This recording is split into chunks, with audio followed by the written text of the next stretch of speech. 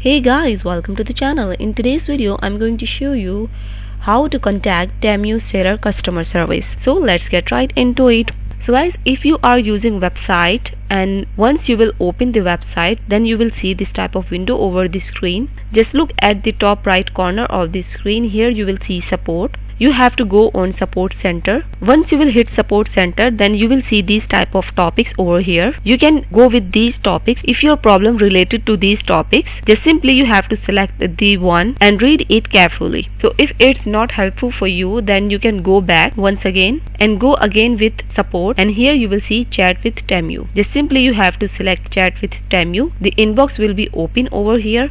You have to write your problem over here, and then you have to send to customer service. So you can contact seller customer service by follow these simple steps. So that's it guys. This is how to contact Temu seller customer service. If this video helped you out, give it a like and subscribe. See you guys in the next one.